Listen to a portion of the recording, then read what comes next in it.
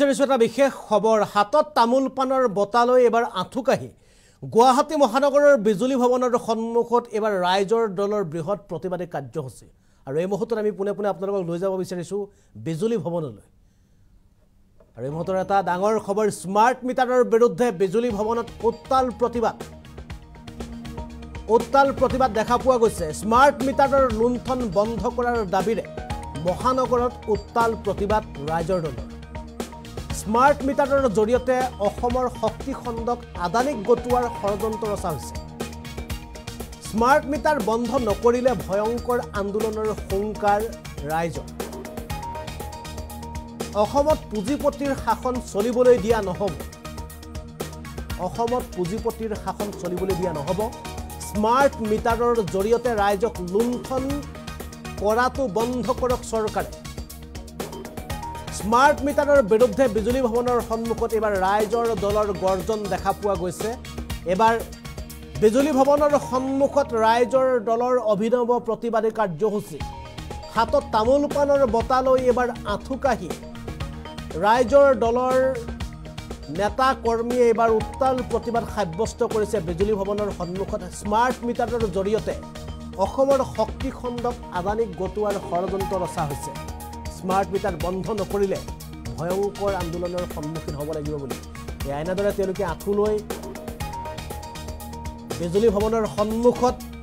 smart meter বন্ধ কৰাৰ আহ্বান জনালে আৰু এনেদৰে তেওঁলোকে তামোল পাণ গামোচাৰে এনেদৰে খৰাই আগবঢ়াইছে বিজুলী ভৱনৰ উচ্চপদস্থ বিষয়া কৰ্মচাৰীলৈ আৰু স্মাৰ্ট মিটাৰৰ পৰা অসমক মুক্তি দিয়াৰ কামনাৰে এনেদৰে তেওঁলোকে আঁঠু লৈছে বিজুলী ভৱনৰ সন্মুখত এবাৰ এম্বিয়েন্সৰ সহায়ত আপোনালোকক দৃশ্যবোৰ দেখুৱাবলৈ চেষ্টা কৰিম সকলো ৰাইজে কৈছে যে আমাৰ আগতে যদি আমি 200-300 টকা বিল দিছিলোঁ এতিয়া 2025-22লৈকে দিব লগা হৈছে গতিকে সকলো ৰাইজৰ কথা তেওঁলোকে মানি লৈ পেলাই তেওঁলোকে সকলো ৰাইজৰ সাধাৰণ ৰাইজক যিসকল ভোটাৰ ৰাইজে তেওঁলোকক ৰজা বনাইছে তেওঁলোকৰ ওপৰত ভৰসা ৰাখি পেলাই নিজৰ পৰিয়ালক পোহপাল দিবলৈ আগবাঢ়ি আছে বা জীয়াই থাকিব লাগিব তেওঁলোকক চৰকাৰ হাই হাই হাই হাই হিমন্ত চৰকাৰ হাই হাই হাই হাই হাই হাই চলাটো কমুটাবন মানিবই লাগিব বন্ধ কৰক ৰাইজক শোষণ কৰা বন্ধ কৰক ৰাইজক শোষণ কৰা বন্ধ কৰক ৰাইজক শোষণ কৰা নচলিব শোষণ কৰিবলৈ দিয়া নহ'ব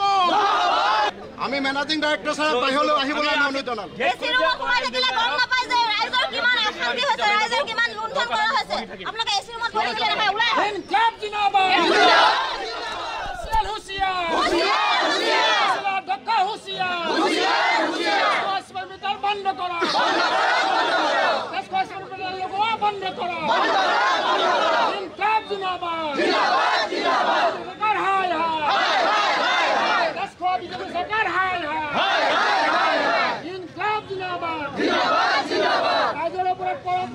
বন্ধ কৰক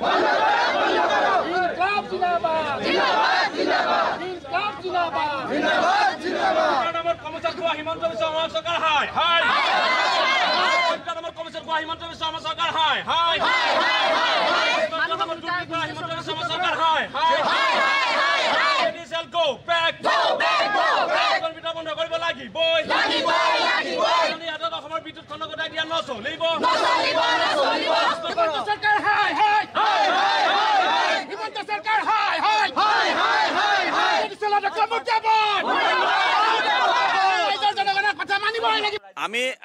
ৰাইজৰ দলে স্পষ্টভাৱে স্মাৰ্ট মিটাৰ বন্ধ কৰাটো বিচাৰিছোঁ কোনো পৰ্যায়ে স্মাৰ্ট মিটাৰ লাগু হৈ থকাটো আমি নিবিচাৰোঁ সমগ্ৰ অসমতে প্ৰবল প্ৰতিবাদ চলি আছে ধাৰাবাহিকভাৱে প্ৰতিবাদ চলি আছে মুখ্যমন্ত্ৰীক দেখা পাইছে নিৰ্বিকাৰ হৈ আছে এপিটিচিএলৰ MDA-কক অধ্যক্ষকক তেখেতলোকে নিৰ্বিকাৰ হৈ আছে শক্তিমন্ত্ৰীগৰাকী নিৰ্বিকাৰ হৈ আছে গতিকে তেখেতসকলে ভাবিছে কি যে অসমবাসী জনতাই যিটো বিচাৰি থকা যিটো ব্যৱস্থাক বিচাৰি থকা নাই এই স্মাৰ্ট মিটাৰ আজি সমগ্ৰ অসমৰ গাঁৱে ভূঞে চহৰে নগৰে সকলো অঞ্চলতে প্ৰতিবাদ সাব্যস্ত হৈ আছে কিন্তু তেওঁলোকে প্ৰতিবাদ সাব্যস্ত হোৱাৰ পাছত কিয় এইটো বন্ধ কৰিব আগবাঢ়ি আহি থকা নাই সেয়া এটা ৰহস্যৰ বিষয়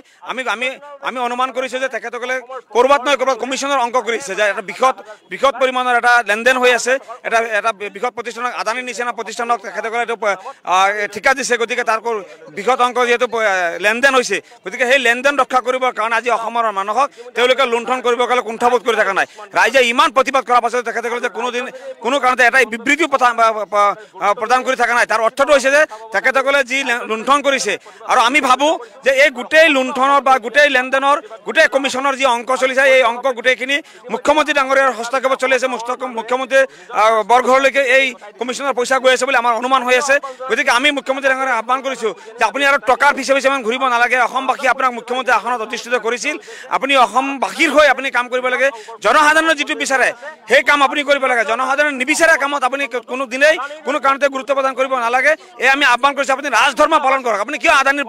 আদানীৰ পক্ষ লৈছে আপুনি কিয় স্মাৰ্ট মিটাৰৰ পক্ষ লৈছে আমাৰ প্ৰশ্ন হৈছে এইটো গতিকে অসমবাসী ৰাইজে বিচাৰিছে স্মাৰ্ট মিটাৰ বন্ধ হ'ব লাগে আমি ৰাইজৰ দলে আজি এপিডিচিএলৰ মুখ্য কাৰ্যালয়ত বিজুলী ভৱনত আমি ধৰ্ণা দিব আহিছিলোঁ আমি শান্তিপূৰ্ণভাৱে বিজুলী ভৱনত সোমাই আমি এমডিৰ লগত বহি কথা পাতিব বিচাৰিছিলোঁ অধ্যক্ষৰ লগত বহি কথা পাতিব বিচাৰিছিলোঁ কিন্তু আজি অসম আৰক্ষীয়ে গেট বন্ধ কৰি আমাক সোমাব দিয়া নাই আমাৰ ৰাইজৰ পইচাৰে পৰিচালিত হৈ থকা এই বিজুলী ভৱনত আমি সাধাৰণ ৰাইজৰ হকে আমি আহিছিলোঁ আমাক কিয় সোমাব দিয়া হোৱা নাই ইয়াৰ ফেচিবাদী নহয় নেকি ইয়াৰ ফেচিবাদ নহয় নেকি গতিকে এই ফেচিবাদ বন্ধ কৰিব লাগে বুলি আমি মুখ্যমন্ত্ৰী ডাঙৰীয়াক আহ্বান কৰিছোঁ এমডিকো এপিডিচিএলৰ এমডিকো আমি আহ্বান কৰিছোঁ আপোনালোকে ফেচিবাদ বন্ধ কৰক গণতান্ত্ৰিকভাৱে সংগ্ৰাম কৰাৰ অধিকাৰ সকলোৰে আছে আমি গণতান্ত্ৰিকভাৱে আপোনালোকৰ লগত মাত মাতিব আহিছিলোঁ গতিকে আমাক মাত মাতিবলৈ সুযোগ দিব লাগে ধাৰাবাহিকভাৱে প্ৰতিবাদ চলাই আছোঁ আৰু দুৰ্ভাগ্যজনকভাৱে ইমান প্ৰতিবাদৰ পিছতো হিমন্ত বিশ্ব শৰ্মাৰ চৰকাৰখনে কথাটো কোনো ধৰণৰ দায়িত্ব সহকাৰে লোৱা নাই কোনো ধৰণৰ পদক্ষেপ লোৱা নাই কোনো ধৰণৰ মন্তব্য দিয়া নাই গতিকে আমি বিচাৰিছোঁ যে এই ক্ষেত্ৰত সহায় কৰিব লাগে এতিয়া কাৰ্যসূচী চলাইছে হয় এইটো হাতত খৰালে কিয়নো আমি যিহেতু অসমীয়া গতিকে আমাৰ তামোল পাণযোৰ গামোচাখন আৰু শৰাইখনেই হ'ল আমাৰ আটাইতকৈ মৰ্যাদাপূৰ্ণ আৰু আমাৰ সদায় সকলোতকৈ যিহেতু আমাৰ হৃদয়ৰ এটা অসমীয়া সমাজৰ যিহেতু আমাৰ হৃদয়ৰ পৰম্পৰাই নহয় আমাৰ সমাজত প্ৰতিজন হৃদয়ত আমাৰ এখন গামোচা আৰু শৰাইখন তামোল পাণযোৰা থাকে গতিকে আমাৰ যিহেতু ৰাইজে আজি 3 মাহ জোৰা ধৰি পেলাই আমাৰ চৰকাৰৰ ৰাইজৰ কোনো ধৰণৰ আহ্বান বা ৰাইজৰ কথা তেওঁলোকে মানি চলা নাই বা তেওঁলোকে মানি নলয় তেওঁলোকে কেৱল আদানী আম্বানী বা গুজৰাটী যিবিলাক তেনেকুৱা ধৰণৰ যিবিলাক বৃহৎ পুঁজিপতিৰ স্বাৰ্থত তেওঁলোকে যি কাম কৰি আছে বৃহৎ অংকৰ স্বাৰ্থতে হওক মানে কমিশ্যনৰ স্বাৰ্থতে থাকক যি স্বাৰ্থতে নাথাকক কেলে কিন্তু আমাৰ যিহেতু সাধাৰণ ৰাইজে আজি মিটাৰসমূহ উলিয়াই আনি পেলাই কোনোবাইতো কোঠাৰে ভাঙি দিছে বহুত খুবত ভাঙিছে সেও আমাৰ কোনোবা এজন খিলঞ্জীয়া মানুহে ভাঙিছে গাঁৱৰ মানুহে প্ৰতিজন মানুহে প্ৰতিদিনে ওলাই আহি পেলাই এইটো প্ৰটেষ্ট কৰিছে বিৰোধিতা কৰিছে তেওঁলোকে কৈছে যে আমাক জীয়াই থাকিবলৈ দিয়ক আগতে আমি যদি 200-300 বিল দিছিলোঁ এতিয়া আমি 2000 দিব লাগে 1500 দিব লাগে